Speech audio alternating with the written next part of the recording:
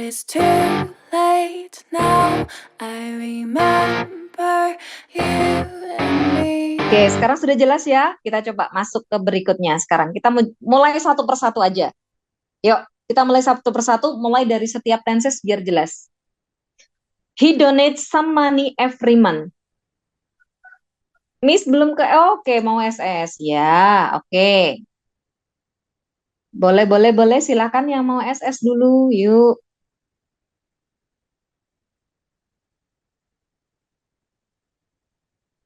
Udin ya.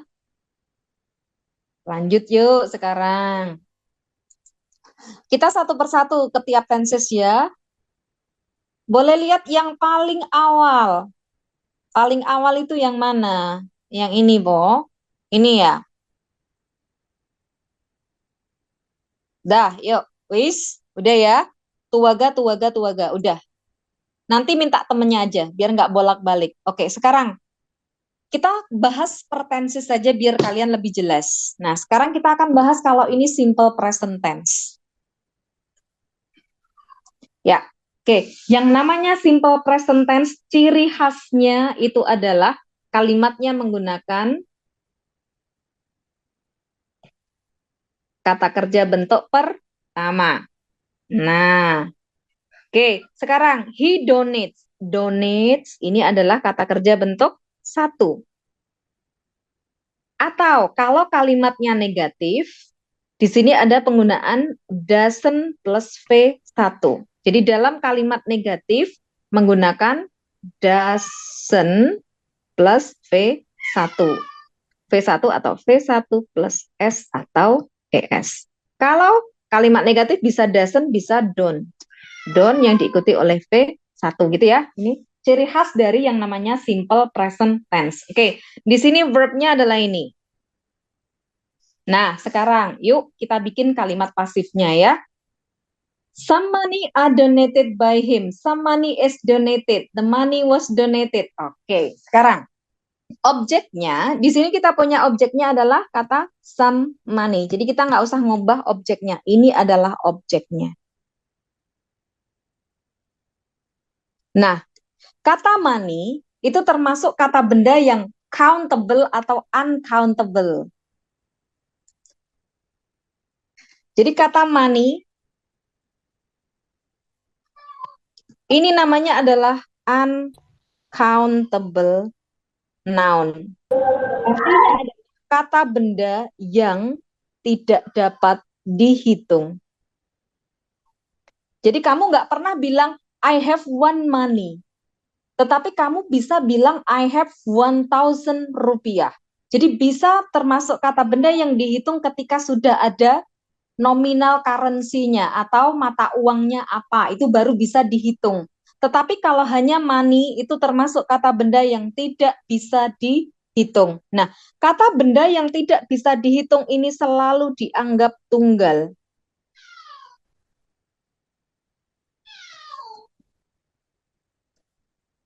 Nah, kalau benda tunggal berarti to be-nya tidak pakai are.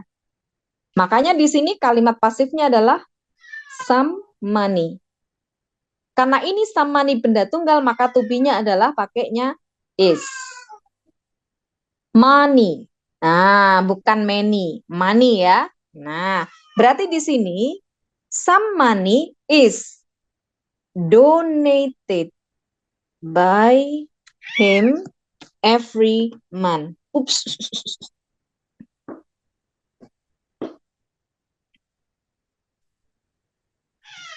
Oke, jadi ini ya.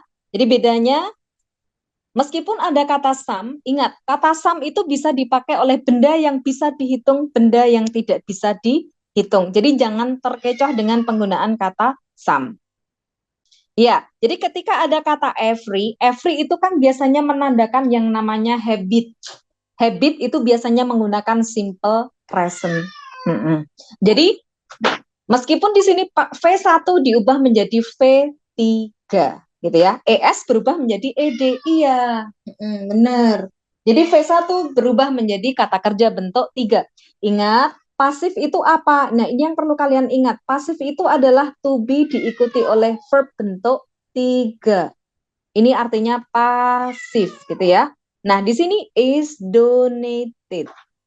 Oke. Lanjut kalimat yang kedua. Di sini kalimat negatif. The manager doesn't respond the employee's request. Objeknya adalah ini objek. The employee's request is not responded by the manager. Oke, satu. Yang lain, the employees. Objeknya cuma the employees? Enggak. Ingat, the employees request. Jadi ini objeknya. Kalau employees aja ini adalah pegawai. Request adalah permintaan. Belum selesai ketik, Miss. Oh ya. Oh, udah ke enter ya, belum selesai ketik langsung ke enter. Oke. Oke, ada yang bikin pasifnya the employees request are not. Nah, sekarang are not atau is not gitu ya. Oke, sekarang kita bahas. Di sini.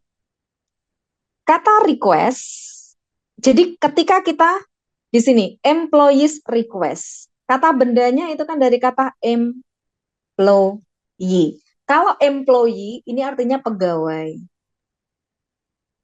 Pegawainya berapa? Pegawainya satu. Jadi kalau requestnya satu pegawai, maka kita nulisnya begini. Employees request. Requestnya ini satu, yang punya request ini juga satu. Tapi ketika kita bicara tentang pegawainya banyak, maka kita bilang employees. Ini banyak. Pegawai. Jadi ini lebih dari satu. Nah, bagaimana ketika ada koma di belakang? Jadi bentuk posesif atau bentuk kepemilikan ketika yang memiliki itu banyak, maka S komanya taruh di belakang. Menjadi gini, employees. Nah, apostrofnya di belakang, request. Nah, di sini ini kan membentuk yang namanya noun phrase. Ini kan satu kesatuan. Noun utamanya adalah kata request. Ini kan artinya nanti employees request, artinya request atau permintaan dari para pegawai. Para pegawai punya berapa permintaan? Cuma satu. Permintaannya satu. Berarti ini adalah benda tunggal. Hati-hati ya. Jadi yang di sini menunjukkan yang memiliki request itu siapa aja, kan gitu. Karena ini benda tunggal, makanya kalimatnya berubah menjadi the employees request is, karena ini tunggal, ini satu, requestnya satu ya, is not responded by the manager. Sampai sini jelas atau masih bingung?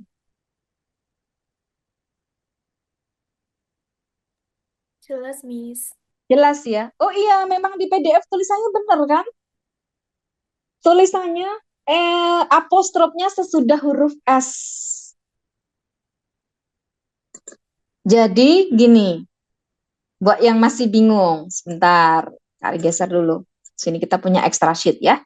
Oke. Nah, gini. Kalau misalnya seperti ini.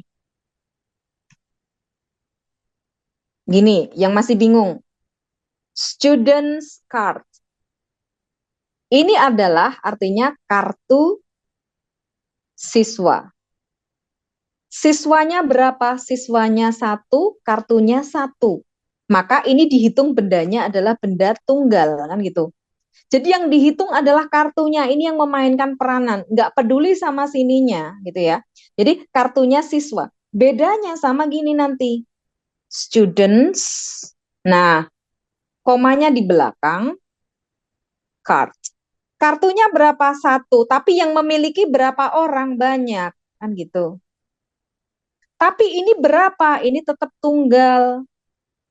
Kenapa? Ini loh kartunya cuma satu. Jadi ini adalah kartunya, misalnya gini. para siswa. Jadi banyak siswa itu punya kartu tapi cuma satu dipakai bareng-bareng. Beda kalau mau bentuk plural, nanti bentuknya akan begini. Students cards, jadi kartunya banyak yang memiliki satu siswa. Kayak gini, students card, kartunya banyak yang memiliki banyak siswa. Jadi ketika ada tanda koma tapi taruhnya di belakang, itu berarti objek yang memiliki itu adalah banyak, gitu ya. Jadi jangan bingung di situ. KB itu singkatan apa? Kata benda, bukan keluarga berencana ya. Oke, sip. Betul-betul. Itu emang employees. Iya. Ya, paham ya? Kalau katnya banyak, ini udah. Kalau katnya banyak, berarti yang dihitung kan ini. Jadi ini ketika kita yang namanya noun phrase kan kepala nounnya yang di belakang ini. Gitu ya. Oke, jadi nanti kalau ketemu seperti itu. Kalau siswa, nah kalau bukunya siswa, jadi menyatakan kepemilikan yang harus pakai apostrof. Kan gitu. Seperti gini, Dina, misalnya gini, Dina's father. Bapaknya siapa? Bapaknya Dina. Kan gitu. Jadi ini sama ketika diganti dengan benda atau dengan nama, boleh. Jadi ketika ada apostrof, kemudian S, ini menunjukkan yang namanya kepemilikan, gitu ya. Oke, jelas. Sekarang kita balik lagi ke slide yang tadi. Kalau manajernya nggak apa-apa, atau harus pakai. Nah, kalau manajernya nggak dipakai, berarti tidak jelas siapa yang merespon atau yang tidak merespon. Berarti kita menghilangkan informasi. Kan gitu. Jadi nggak apa-apa kalau misalnya nggak pakai the manager, tetapi berarti kita menghilangkan informasi siapa yang melakukan, kan gitu. Student itu artinya murid-murid, bukan. Student artinya murid. Kalau students, murid-murid, gitu. Kalau the-nya aja, kalau the-nya aja bisa dihilangkan. Tetapi ketika kita bicara manajer yang itu, kita udah spesifik, the manager, manajernya yang itu. Jadi ada perbedaan ya, ketika kamu pakai the sama nggak pakai the itu biasanya merujuk pada sesuatu yang kita sudah, kita udah tahu, sama-sama tahu yang itu loh. Jadi nggak pas kalau nggak pakai the, by the manager. Ya, lanjut sekarang. Bagaimana kalau kita mengubah dari kalimat, nah, does he lock the door? Ini kalimat pasifnya bagaimana? Jadi, dalam kalimat pasif, kalau masih bingung, kita pakai 2 step yang ini.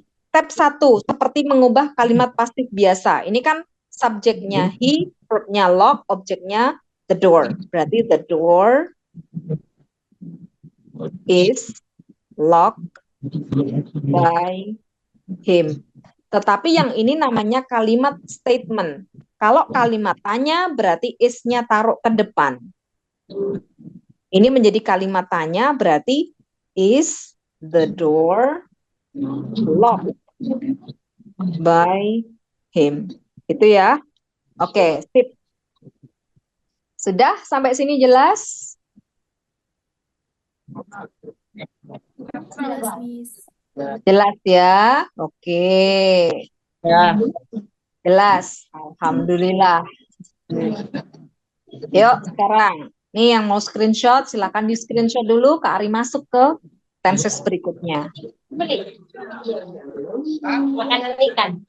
Ya, yang lain coba di mute dulu ya. Silakan mute aja dulu karena ada kresek-kresek. Kok dasnya hilang? Iya, kan kalau to be di kalimat pasif itu hanya pakai to be plus V3, gitu ya. Jadi das ini kan masuk kategorinya rangkaian verbnya. Oke, yuk, dah. Ayo, kita rapiin aja.